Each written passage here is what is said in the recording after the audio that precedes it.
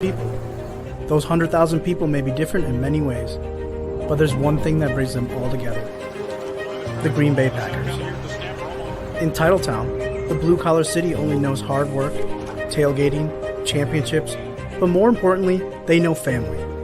We have a saying in this town: faith, family, and the Green Bay Packers are all that you need. Sanjay and I grew up in Green Bay.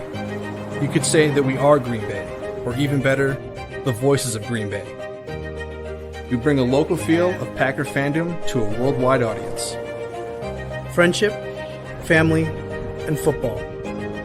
Ladies and gentlemen, this is the Freezer Podcast.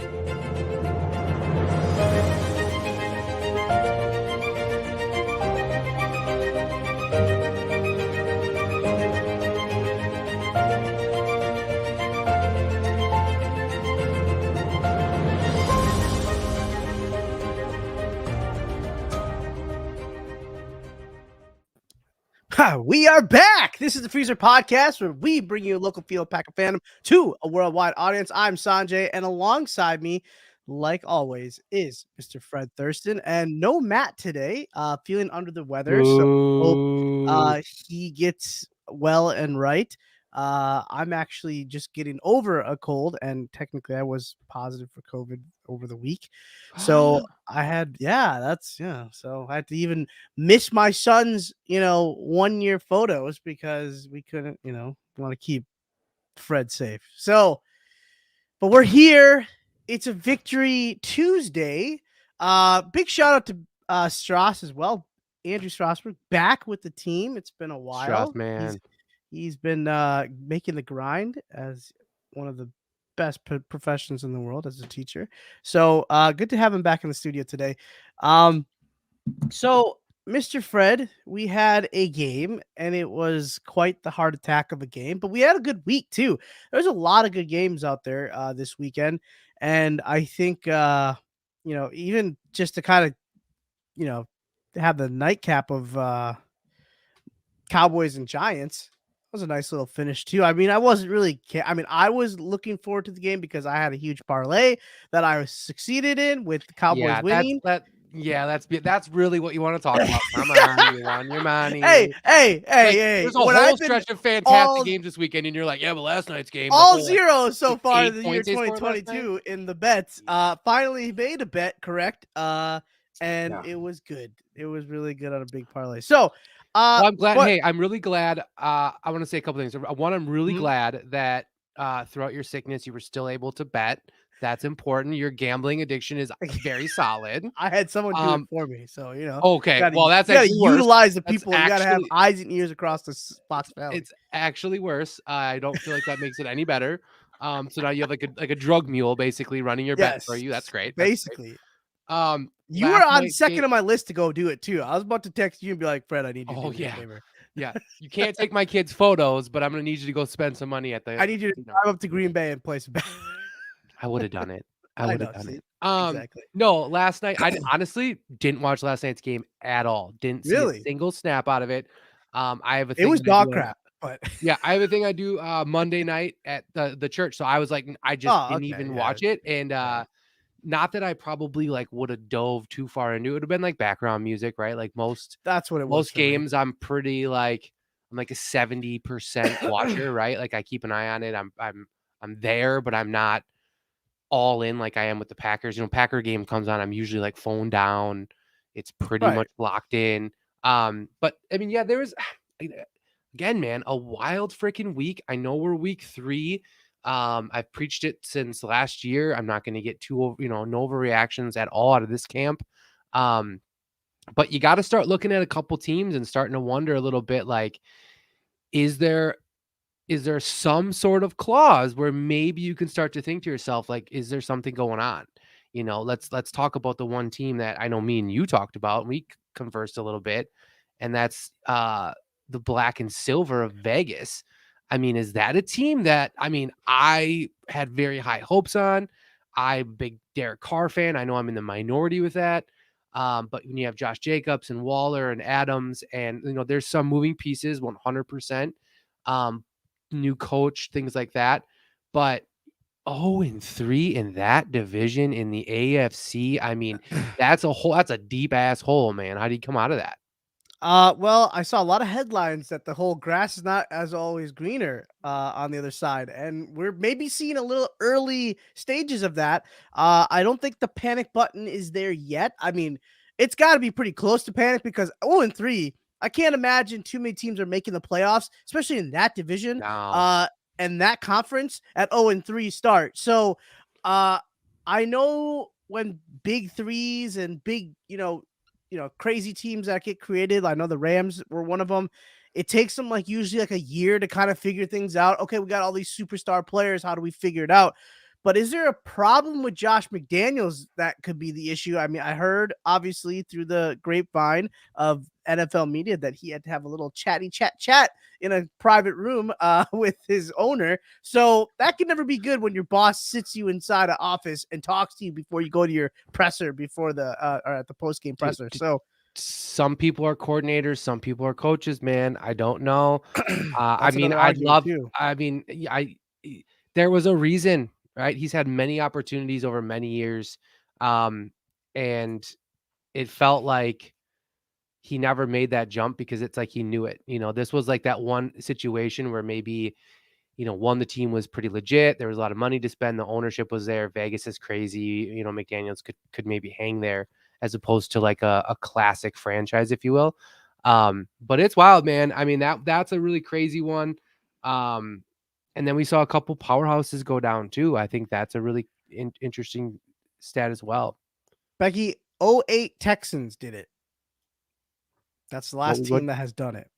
What'd she say? She said that doesn't make the playoffs, but I'm pretty sure I saw a stat that the Houston Texans in 08 did it.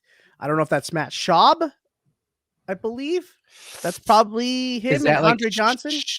Yeah, and Arian Foster, maybe? Yes, that tail end of it, Andre Johnson, early stages of Arian Foster, who's tearing up the league. Sense. I think it's 2008. I mean, I'm sure Iowa Joe can help us out here, or even Strauss, big Strauss. Strauss is back in town, dude. Strauss, yeah. See, this is why I'm not worried about it. Dude. He's got it. Look at him. I see him down there. He's just turning, dude. He's just doing work. But like I said, a couple other powerhouses. The Colts finally showed up. I've been wondering where the hell they've been for the last. That's a really big conundrum right there in Indianapolis. But that was a big time win. Could be a complete season changer. The Dolphins, with a lot of spin up. Yeah, that's the weird, dude. That's so weird that they first of all that they do it, and then secondly you did it. I know. That's what I'm saying. That was crazy, and there was a lot of good, really good content that came out of that week, and I'm gonna run through a couple of them. One of them being this. Which I think is I mean, this is what I'm gonna literally play this every time you make a I wish you would have played the other thing that I retweeted. Pretty much. No, I don't follow your Twitter. Second thing that I thought was crazy and out of this, and we'll talk a little bit about this. Tua, I respect your toughness, big dog, but you gotta sit this one out, bro. You're not okay, bro. You're not okay, bro. I mean, who's back that injury. Who's that? I think it's I think it was like Noel's like I don't know who it was, but anyway, that was terrible and super scary to see. Right. I like kept that away from my wife because I'm like, if she sees that, she's like never gonna let my kids play football again. Yeah. But the NFL being sketchy as shit. Now they're investigating. They better do something about that because that was not cool. I hate seeing that. But it does make you wonder, man. Like, I mean, I look at. Well, you think about half the dudes that are sitting behind me in my office here, and how many of those does it bring you back to any given Sunday? And you just hear, like, you see what happens in that movie where, like, they don't care what happens to them. They just want to get back out in the game, like on the field. Like, I got to think, especially obviously back in the day and even all the way up to like the 90s, late 90s. I mean, look at Favre, this was a blatant one. This one was pretty gross. But speaking of terrible concussions, we're gonna go back to the Bills here. This one was pretty bad. You don't know what I'm talking about, but it's coming. Stop! The guy goes, oh, you're gonna jump? Oh my God! Here we go. Oh my God! Oh!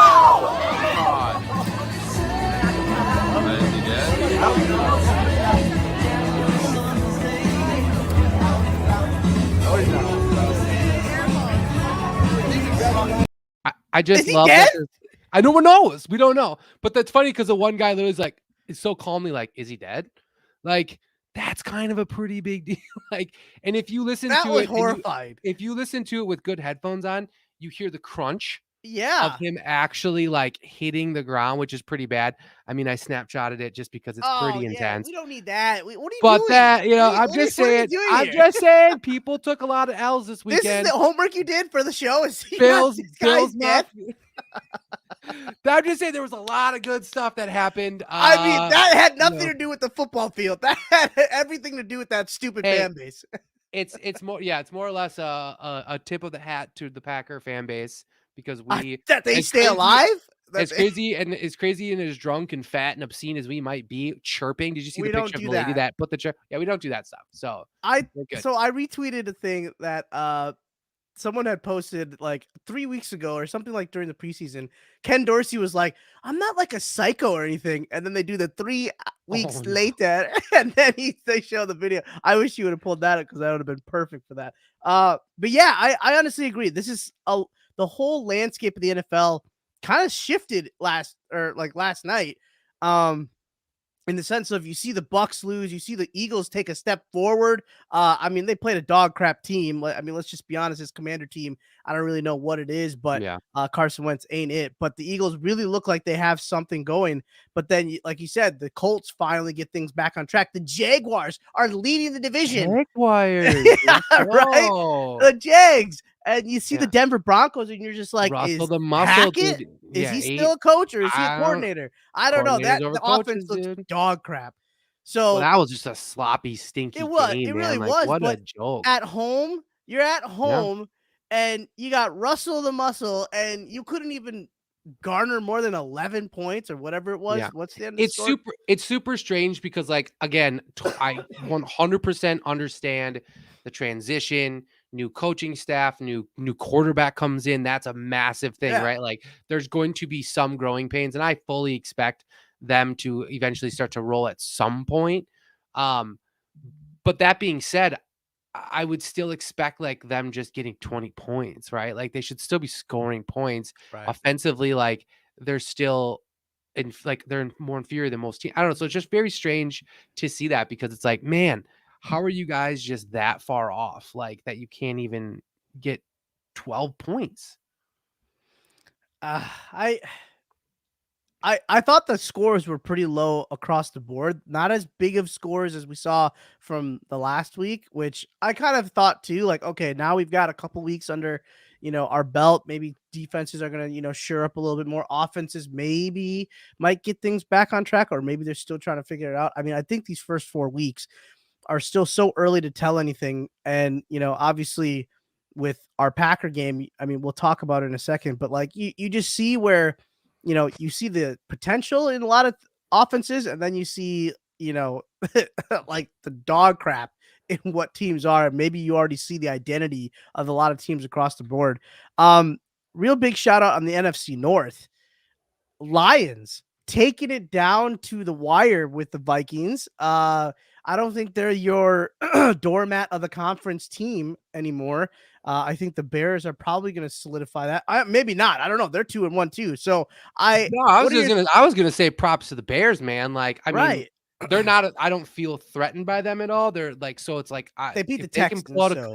I know, but if they can pull out some wins and start messing with some people, like more power to them, right? Like I mean, it's if whatever. They're not gonna obviously take the North, so it's not a concern.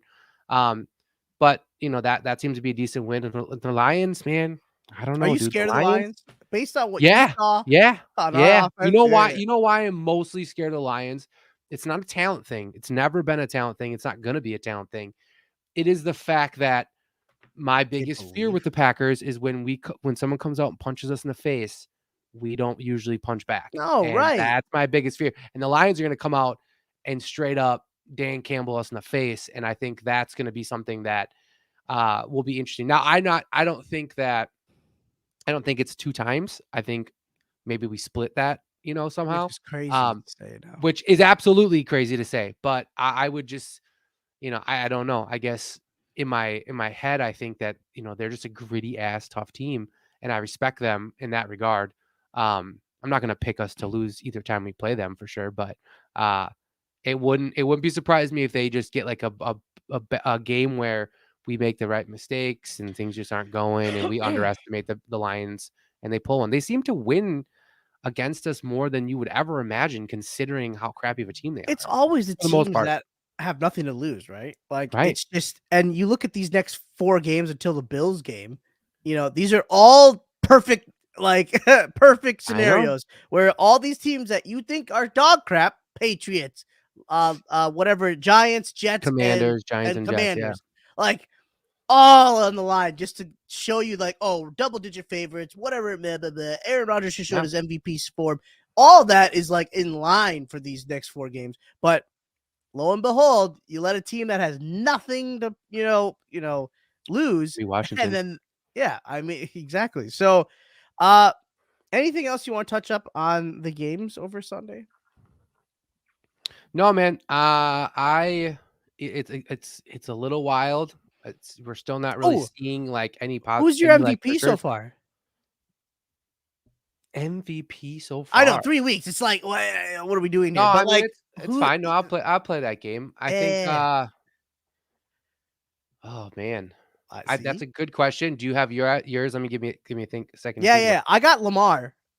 This guy on paper is just ridiculous. I mean, he's 2-1. So the loss against the Dolphins, I think they were always winning that game. I think that defense was just big time injuries, and they just didn't have the speed. But Lamar is really showing something like, hey, man, you're about to have to pay me like $500 million. Like, you're going to have to give me half a bill to get me signed kind of thing, Yeah. And I mean, like if you didn't know that was going to happen, like, you didn't think he was going to come out and just absolutely, like, he bet on himself. You better believe he's going to come out and lay everything on the line and end up with 1,500 rushing yards, 3,000 passing yards, and like 72 touchdowns. It's going to happen. And it's going to be one of those years, and it is what it is. I guess, I mean, I don't know how you would argue against him right now. I mean, I can't really think of someone else, honestly. Like, I would say the only other person, like, if you wouldn't have, if you wouldn't have lost to the Dolphins, you could maybe think of like Josh Allen, throwing him in there. Yeah. Or even like 15 touchdowns. Like Diggs and Tyreek, I think have played really well. Like a couple good receivers out there. And that they're the only ones that would ever be able to win it in the first 3 weeks anyway. But yeah, other than that, I mean, it's been crazy. You know who had a really crazy game? Speaking of this last week, Devontae Smith. I can't talk right now. Devontae Smith. Smith. Yeah. I mean, his 2 catches were insane, dude. So can we please talk about the catches this weekend? Like, I mean, you got Devontae Smith that you just mentioned in the back of the end zone. You got T. Higgins that was turned around and they called it incomplete, even though what he did on that back. Oh, I mean, like, I honestly, if he would have done that one-handed, they would have probably called that the catch of the century. But because it was two-handed, they got to give it to our guy George Pickens, which that game Thursday night. What a snake! Yeah. I mean, a lot of great talent. I mean, that was never the problem, right? Wide receivers come in this league and they take the storm. It's always been like, who's going to be the next running back? We don't have enough running backs. It feels like, it's going to be all committees, blah, blah, blah, blah, blah. But the wide receiver position, man, I mean, like, even like the first couple of weeks, Jahan Dotson making plays, Romeo Dobbs making plays, all these rookies coming in, and you're seeing like even 2 and 3 year guys. It's nice to see. And even with kind of mediocre to dog crap quarterback play, they're still making some good plays.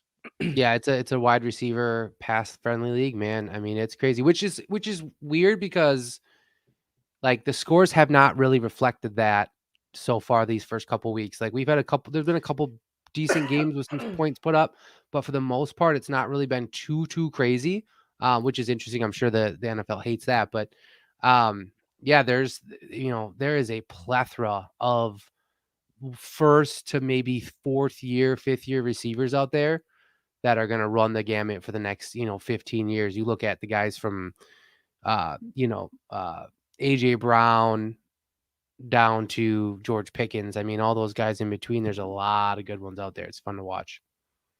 All right. So, All right. the game that we obviously watched, the game that we obviously won, the game that we obviously had a heart attack. Yes, that man down there in Florida. Let's prayers out to them, obviously, for these next few days. This next week. My parents included.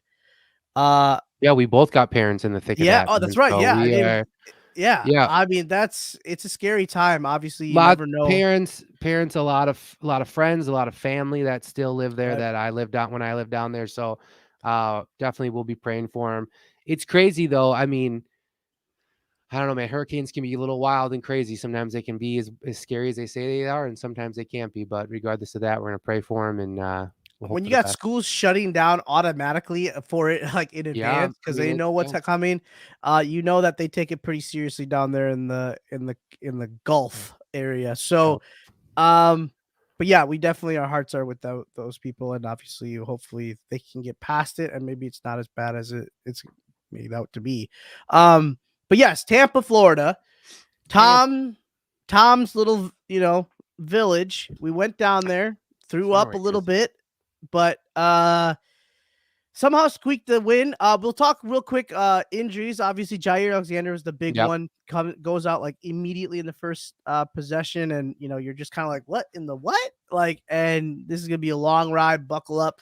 But the defense responded, and we found ourselves possibly another corner, which is pretty awesome. I mean, Mr. unbelievable. 25, Mr. Dick Sion, had a great day for the most part. Obviously, I think everybody's had to temper their expectations too, because let's just be honest, they had no tackles, they had no center, they had no receivers. Obviously, downgraded tight end, not with Gronk anymore, even though I'm sure he'll probably come back at week 17. I guarantee you. I should probably put a bet on it. Rob Gronkowski will come during playoff run. But very depleted Tampa Bay team. But your first thoughts, Fred? Obviously, you had the first two drives pretty flawless. It looks like obviously on script. Obviously, the plays were working. It looked like we were ready. We were the ones punching someone in the mouth for once. Really came out there trying to make a statement hey, we've had a shitty time down here in Florida. That's about to change. Your thoughts on the first possessions? I mean, the first possessions were fantastic. I mean, I made the the rookie mistake of saying out loud, this is probably the best I've ever seen this team play. And it was felt like not long after that, everything decided to go down the shitter. But I mean, yeah, everything looked really good. The play calling was fantastic. Yep. AJ Dillon was running the ball really well. Offensive line was doing a good job. It seemed like LaFleur understood that Dillon was the hotter hand over Aaron Jones. So he was putting the ball in his hands more. That made me happy that he was able to see that. Your I know that boy was used. Yeah, I know it seems stupid, but Bobby was used. Romeo played super good. Right. I loved the Tom Brady approach of quick throws, get the ball out quick on the outs, ins, everything like that. I see it all the time, right? I see it in NFL, I see it in the collegiate level.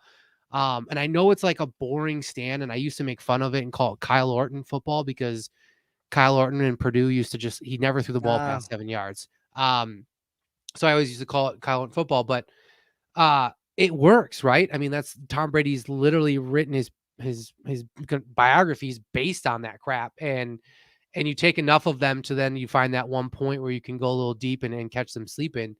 I don't see why our offense doesn't run a little bit more like that. I don't think our offense is predicated on finding those deep passes and extending plays, which I'll still never, quite understand, because Rodgers is so hell-bent on timing, and yet his favorite thing to do is extend plays and blow them up, which makes no sense. But I thought it looked really good, and I thought it was super successful, and it seemed like everything kind of changed right after Aaron Jones, right? That basically, after that, it went into a rough patch. Third downs, they struggled. Everything just kind of fell apart, which is interesting. I'd like to get your take on it. If you think, is that a coaching thing? Is that a morale thing? Is that a player thing? Because how you can be so almost dominant, really, those first few drives and almost that first half, really. And then to come out the second half and it just looked like you didn't know what the hell was going on again. Looked like Minnesota almost. Yeah. To start things off, how awesome was it to see 69 back out there? Yeah. Obviously, we found out the news kind of over the weekend that he was going to be boarding the play and that he was potentially going to make his season debut. And then we do actually see him. It was on a limited basis. It was kind of like every other drive or every other possession, sorry. But then it started seeming like he was getting more snaps towards the end, Yeah. I felt like. But really awesome to see him out there. I really hope they figure out what their strongest five are. Do you think that, just quickly, do you think that's we're going to see that weekly get more and more until he's starting? I think so. I mean, Yeah. I know a lot of people were saying Nyman didn't have the greatest game, but it's kind of hard to if you're like a running back, right? Like if you're not in there all the time, like it feels like you're never getting yourself in that groove. Like maybe that was kind of throwing him off that, I'm switching off every week or every possession and I'm just, out there cold and then I'm coming back in. Like it can't be easy for a guy, No. but hopefully, during practice, maybe they'll, do that more with the shuffling and that maybe they'll, he'll get used to it. But to go to your question, I think it's like, okay, so we both played high school sports and you make that crucial mistake, right? Like you did one thing just that like is like irreversible. And then your whole rest of the game, you're just thinking about that. And like you're just like completely down on yourself. You're at the end of the bench and you're just like head down. Yep. You're really not letting it, get, past you. I know when I was obviously coaching with you, you could see like sometimes with E after a drop, like you would see like him just completely like, like Right. it's just a kid thing, right? Like you get it. Like, Right. oh my God, you just feel like you just let the whole team down. I feel like after that moment, Aaron Jones did that. I felt the whole team felt that way. And they just couldn't think that they could like do anything more like as an offense, which is so weird because you've been, you're one of the most You're professionals. veteran unit. Yeah, well, yes, you're the professional. Yeah, you're at the I would highest hope level. you can get You're getting over that. paid. But like you also have been together for so long now that you should be able to rally together and understand. And I don't know if it's a Rodgers problem that, maybe he needs to just like slap everybody in the face and be like, look, yeah, we screwed up. Let's get this back on track. Whatever it is. So I think it was a little bit of that. What do you think? No, I mean, I guess when you first started talking about it, my first thought was, we're comparing kids to professionals. Yeah. If Aaron Jones drops the ball and I'm a wide receiver, why am I worried about it? Right? Like I got to still play ball. I still got to do my thing. But then as you continue to go on and I start thinking like, well, Mercedes Lewis last year in the playoffs drops the ball and the whole team shat. Like, why the hell is everybody falling apart when somebody else makes a mistake? Are we not rallying around that guy? Are we not picking him up? Are we not as a collective team being able to overcome things? Or is it our leader? Is it Aaron Rodgers who, because let's be honest, right? Everyone looks to the leader of the team, whether it's the quarterback, which most of the time it is, the coach, or just a veteran presence like Charles Woodson was or Reggie White was at one point. So is there nobody like, do we fumble the ball and Aaron gets pissed off and LaFleur looks, frazzled and all of a sudden everybody doesn't know what to do? And I mean, if that's a legitimate thing, which I would hope it's not, we got bigger issues than I even thought we did, because now that's 2 times, and one of the games being really important, one of them not being that important, where we've had one mistake and it's like a complete train wreck after it. I can't quite wrap my head around why that would make any sense in the world. You're going to make tons of mistakes. But it's either way, man, it's a concern because it proves that either this team is like too young maybe, or too weak-minded to handle it. I don't know what a deal is, but that's pretty sad when you're getting paid those kind of millions. Very scary. But like, we need a Jamal Williams. Like, we need that kind of like emotion and heart and grit and just, he's not the stat guy. He's not the superstar, but like he hell of a runner. definitely, was like almost like the heart of the offense because he brought that energy, and you're seeing it in Detroit where he's putting it all on the line. And, if Jared Goff can't say anything, someone's got to, Right. and someone's got to, lean on. And maybe that's what we need because clearly Aaron Rodgers has got this, like, I don't know what mentality, what adjective you want to put in there, but like just that, hey, look, I am loving the game. I'm loving my teammates, but I'm not like as sad or mad or angry that we're Yeah. not playing well. And I need to, do everything I can to right the ship. It's kind of like, well, okay, things are just not going our way, but you know what? We'll see if it the next, like, there just doesn't seem to have that, like, want it factor, and like, hey, what are we doing here? Like, let's slap ourselves in the face and wake up because, there's another team out there trying to win and, they're still in this game fourth quarter and they're only down 7 points, blah, blah, blah, or 8 points. And look what happened. Like, it came down to one play, but I don't know. So Would your you thought, say yeah, would go you ahead. say the defense was really great, or do you think It's that so the hard, opponent was man. so diluted because of the Yeah. receiving core and things like that? I Uh, mean, it was nice to see that they were doing it with the bad talent. So, like, it would have Yeah. been really shocking if they were, like, just running all up on us and putting up 21 points and we got just train wrecked, right? Like, so it is Yeah, good I that they mean, didn't allow that to they happen. they So made plays, right? We had some sacks, we had some forced fumbles. Um, I mean, I those forced literally fumbles were awesome. were humongous. I stared at their offensive line, and I've never seen more holds in a game in my entire life. I mean, they were holding Rashawn Gary and Preston and I mean, it was unbelievable the amount of holds off the edge that I had to witness, and not really any were called. I think maybe one or two. Yeah. And it was really bad. I mean, I know we've kind of documented it here, but we see one on Preston Smith. We see hands to the face against Kenny Clark. We've got obviously the double hold here, which is Yeah, right. ridiculous. Like 2 in a row. I mean, Yeah. it was 3 in a row. Sorry, not even 2. It's a Yeah. triple. Look You got at, you one can hand, even see the guy in the hands to the back getting face. like a fan. Yeah, I mean, it was really bad, and like, I mean, I'm obviously just showing like a couple of them right there, but I mean, it was nonstop, and that blew my mind, and that made me real like that's where I lean a little bit towards, like, you know, the defense. They did what they were supposed to do. It's not their fault who they're going against, and I think that they played well. I think they created turnovers. You take away a lot of those holds. I think the offensive line of Tampa, which most people give pretty decent credit to for the most part. I know there's a lot of injuries there. But they had to hold every freaking play or they were going to get destroyed. And they got lucky and didn't get it called. But if the refs would have been calling it, we'd be looking at like Gary would have had 5 sacks.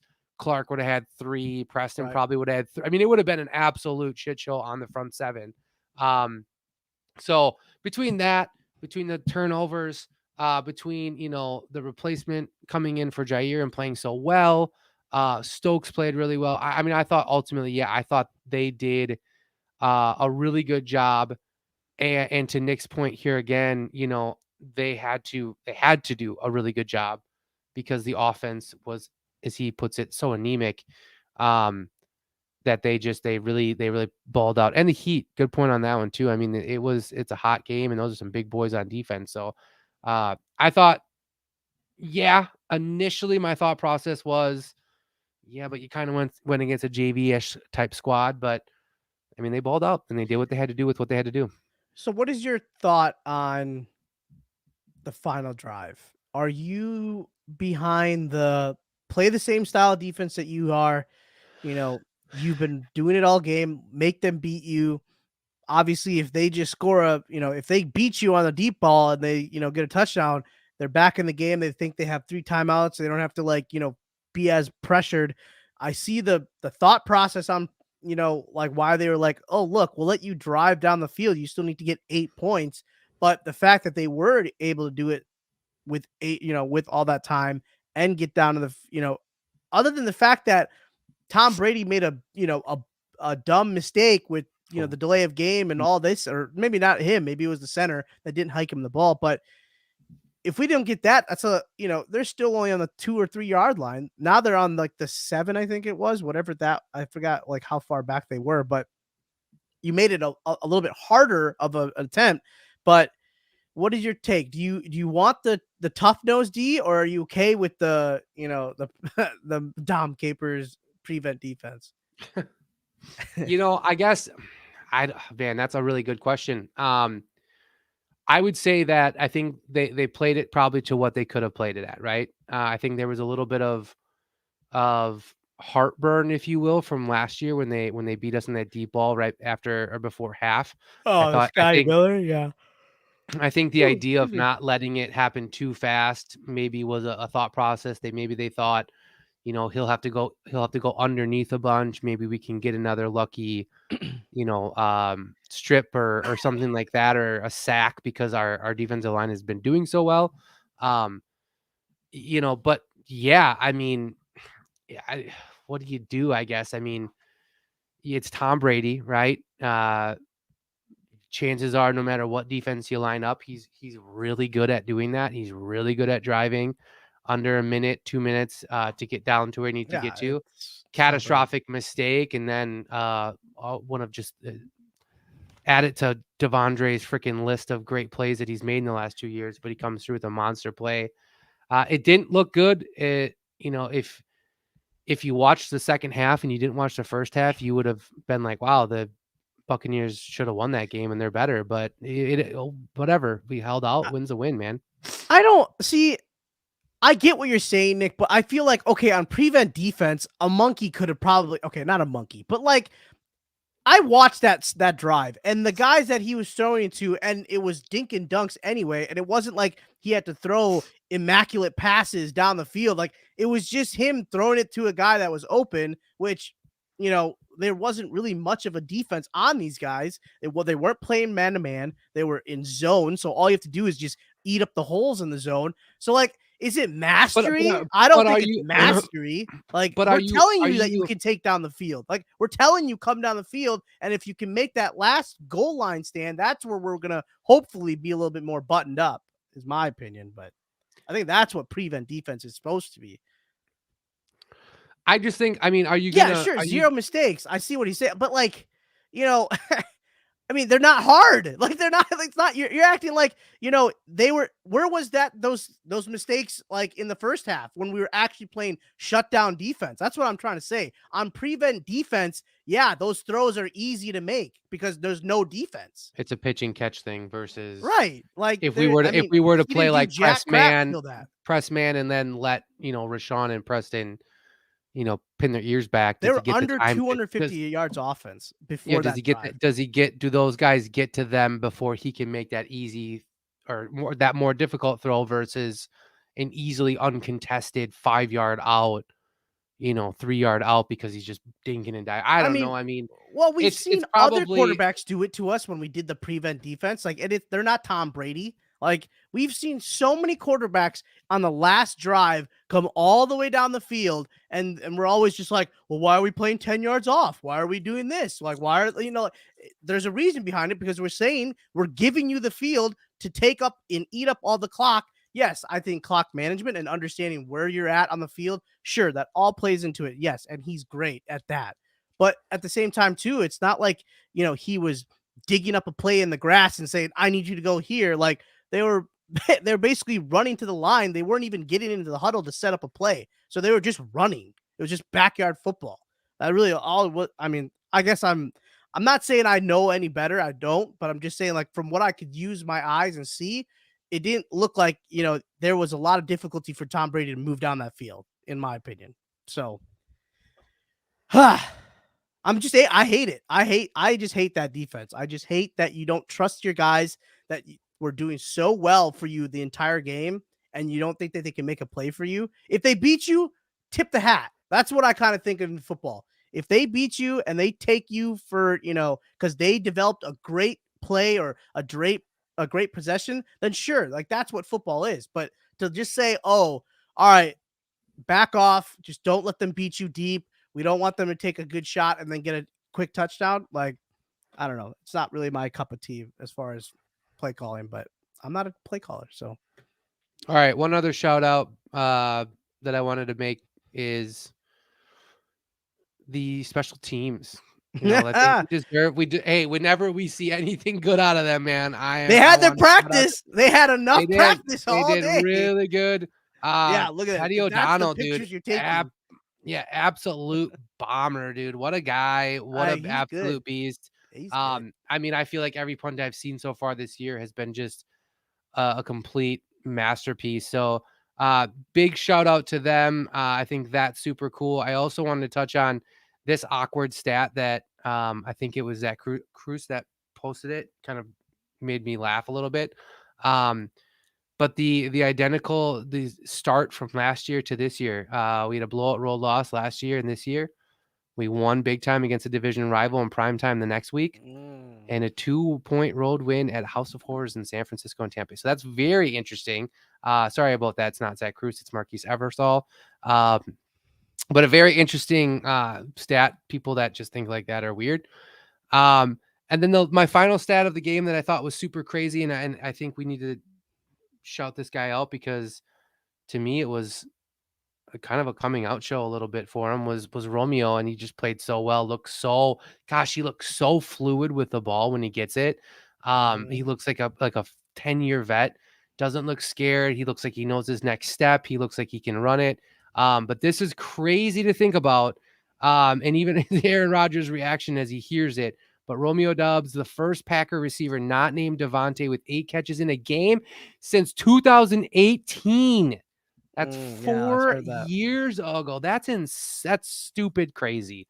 Or is that just typical Rodgers that he only stares down one guy? Absolutely. I mean, maybe that's the look of a guy like, oh shit, they figured me out, as opposed to, oh my gosh, that's real. But yeah, I thought that was a trip, man. I think that's wild.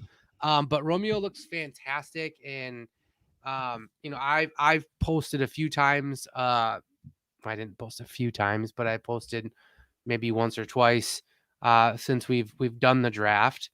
That I think he's going to outplay Watson. I think it's going to make I think the fact that Watson doesn't play or doesn't get enough time, yeah, it's not going to take much. It's going to kind of lighten the blow, if you will, that Watson's not playing, right? Because Watson's like, you know, ergo kind of a first round pick in our eyes. He's not, obviously, but in our eyes, we all play it like that. All right. And so when he doesn't pan out because he's injured every freaking week or drops easy touchdowns, we would all be jumping off a ship. But because we have Romeo and the way that he plays, I think that that will lighten the blow. But man, he looks like he's got it.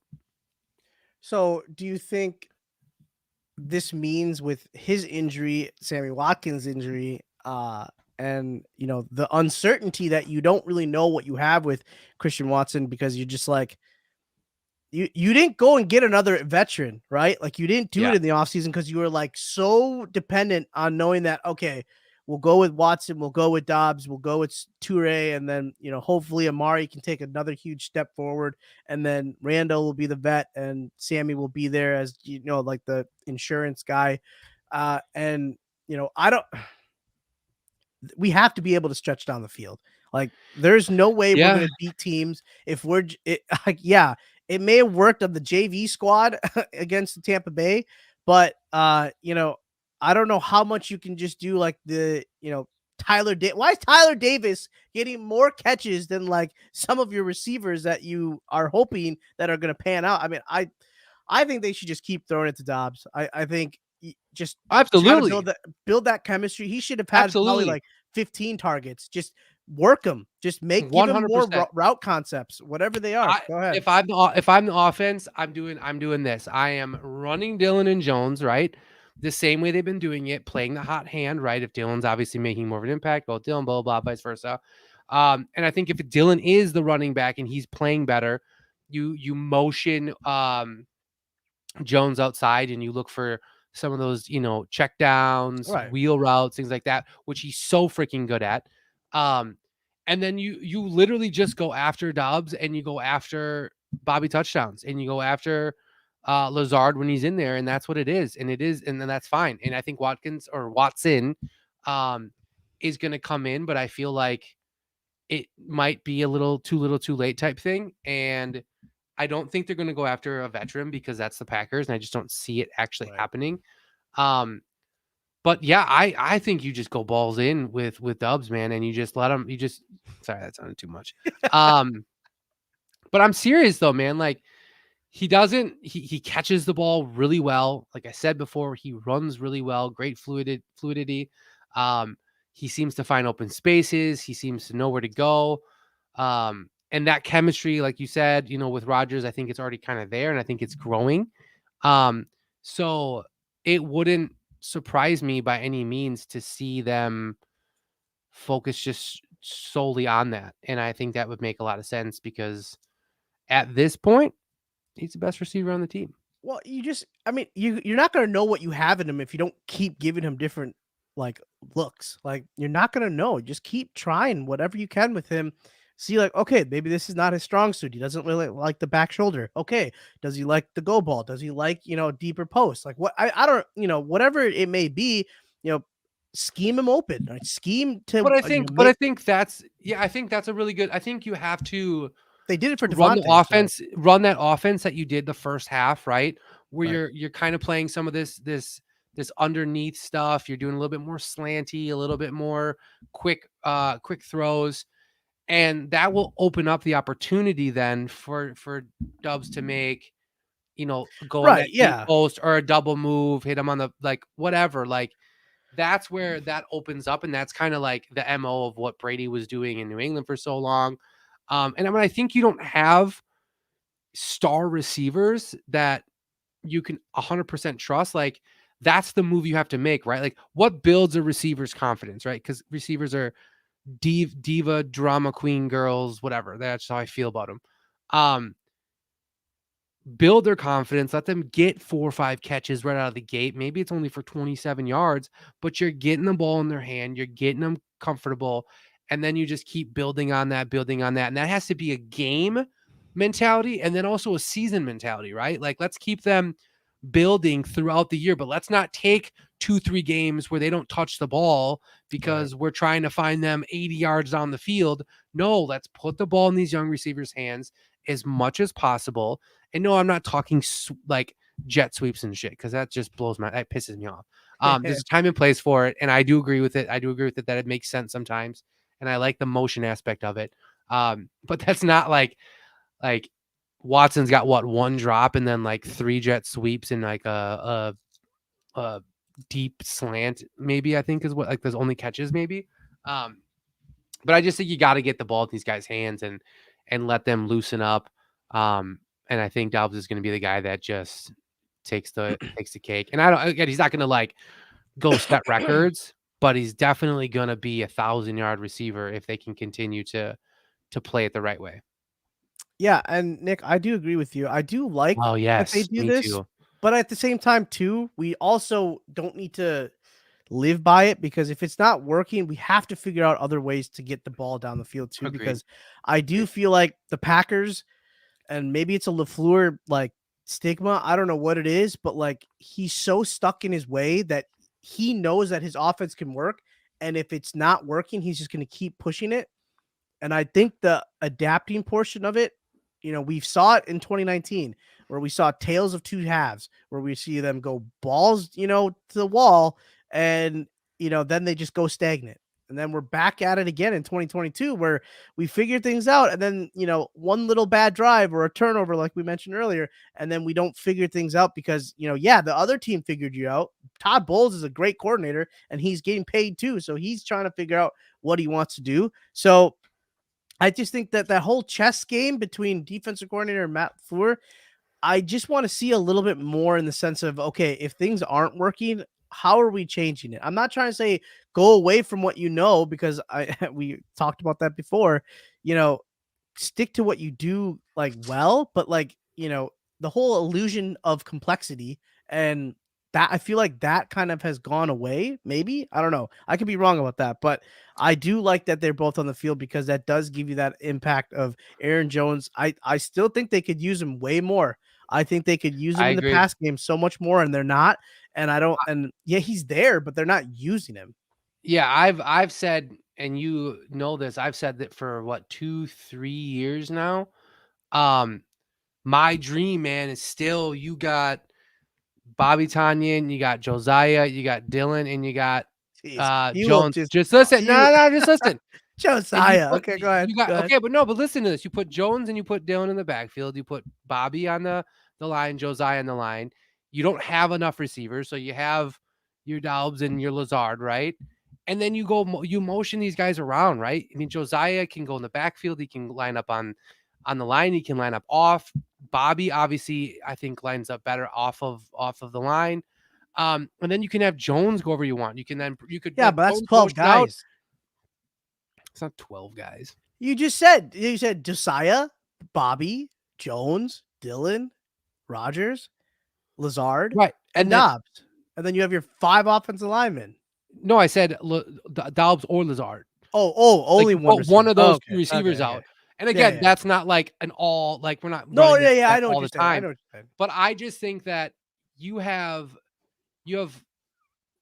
out of those guys, you have 3 guys that are extremely versatile, right? In Josiah, who I think can do multiple things, blocking, running the ball. He did a lot of that in Cincinnati. I know it sounds weird, but just something crazy off the side. And then Bobby is just a freak of nature. I mean, the guy's massive. You could easily put him on the outside. You could put him on the inside. And I think, and I've said this again for the last like 3 years, I think that Aaron Jones at times is a better receiver than he is a running back. And I'll die on that cross because I think that he has a mismatch conundrum for any defense. And I just, that Chiefs game was and Chiefs and I believe Dallas is another one where he just absolutely murdered the team. I just think, and again, maybe they're saving that. Maybe they're not trying to throw that package out as much early on. But that's just what I've always said. And then to Nick's point, Cobb looked fantastic. I love when Cobb plays good because I love screaming Randy. I love screaming Randy Cobb, and wherever I am, it's my favorite thing in the world.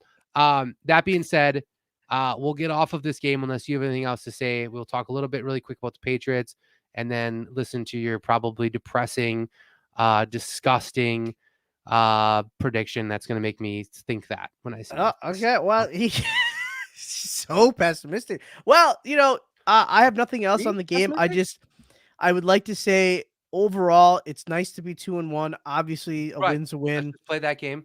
And there was a lot of things that I think we can work on, and I hope they figure out who their starting 5 is on that line. As far as I hope they give Zach Tom more of a look because I think he is better than Royce Newman, and I'm going to say that to the day I die. I don't think Royce Newman is the deal, and I don't know how you get him on the field, but I think you need to. And I also think maybe, and I could be wrong on this, maybe you put Elton Jenkins back at guard to get him back in the swing of things, and maybe you put Nyman at right tackle because there was a little struggle there for Elton, and it's just like the guy's coming from a torn ACL. Like this is not like an easy thing to be like, hey, play right tackle quick. Like I think maybe he just needs some time to get adjusted. I don't know anything about offensive line work and rehab and any of that, but maybe it would just be easier to play an easier position to start and and then sure up like one side of the line and then have like Royce Neiman play right guard and then just figure out, or if it's Zach Tom, whoever it is, play tackle and then see if that works. But yeah, I mean, it's going to be one of those things where it's going to be a little makeshift until Bach, if he does, and Jenkins get back to 100%. It's just going to be what it is. The good thing is that we have really talented guys. Yeah, it's nice that we have options, and it's not a press alarm button here. It's just okay. Well, let's just figure out what type of Band-Aid we're going to throw on. I'm curious to know what Coach Salm's potential top 5 line would be, or not top 5, but offensive. Yeah, throw in your top 5 guys. Yeah, let's move guys, on to the burgers and Patriots fries. quick. Okay, burgers and fries. We are not going to see Mac Daddy himself this weekend in Lambeau. So this is a gold package game, right? So Yeah, your favorite. gosh, I cannot imagine what it's going to be like in that.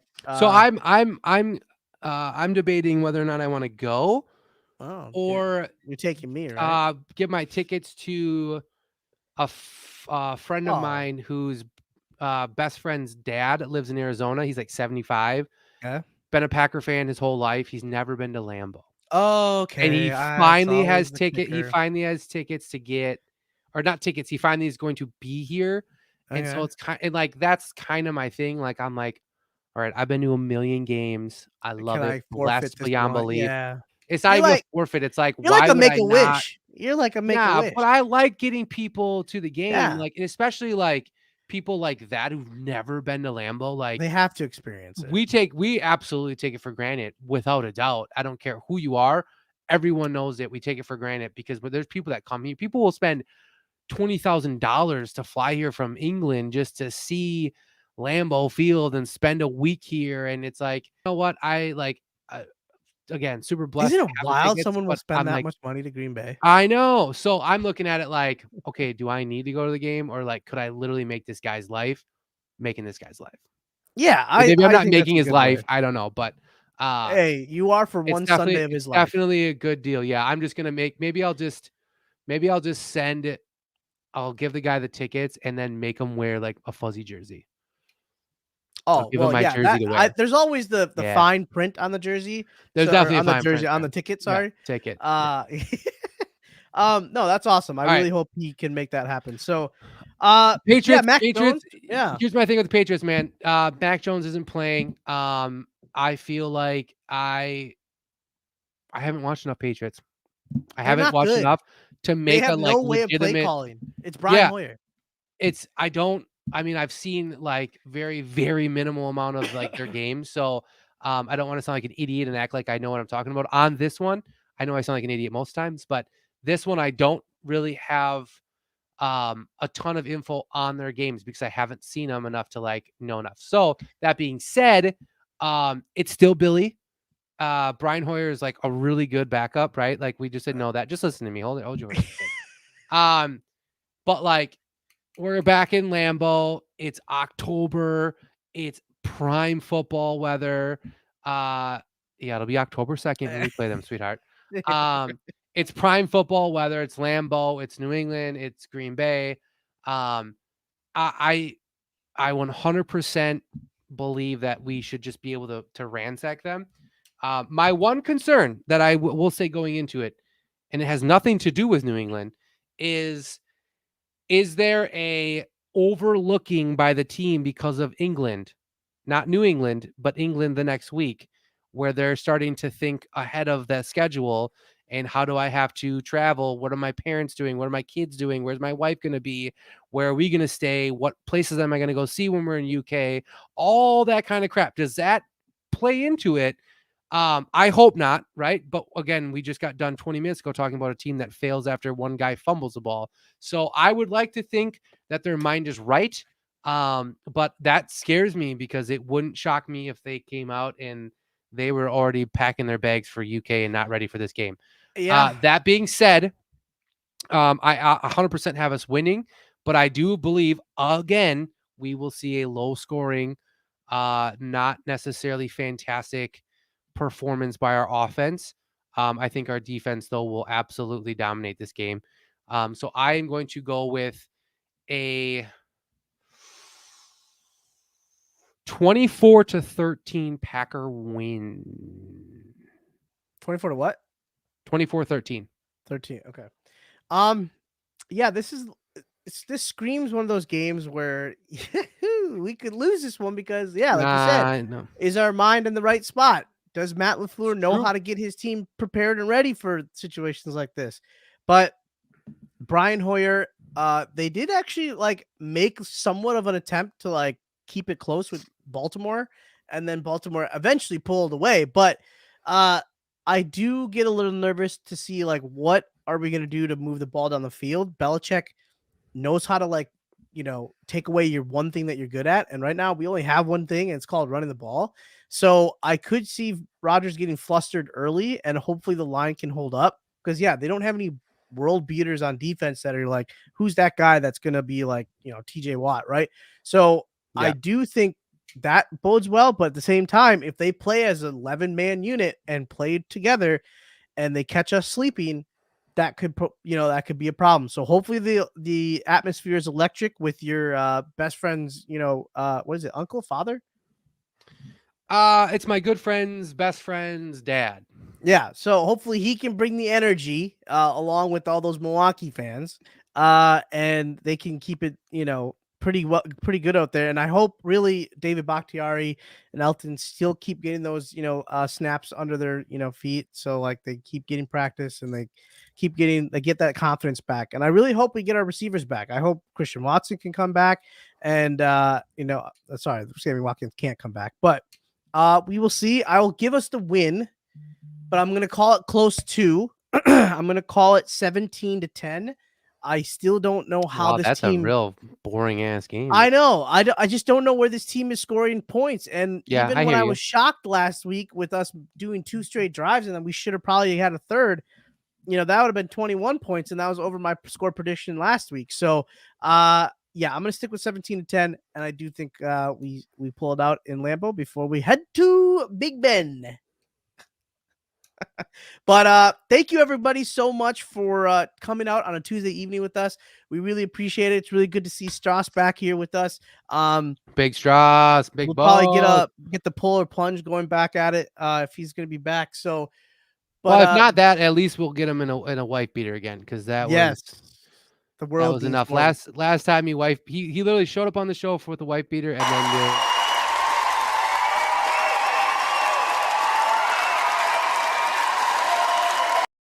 It was that same. Yeah, you just said this is what you get. This a little bit. I'm going to leave now. See you later. Well, you guys have a great evening. Enjoy the week. Enjoy the fall of October to begin, and enjoy the Packer game against New England Patriots. But with that being said, I'm Fred. Strauss is in the back. Matt, you're not Fred. You're not Fred. You're not Fred. You said I'm Fred. You're not. That's Fred. Sanjay. I'm Fred. Go Pack. Go. See you later.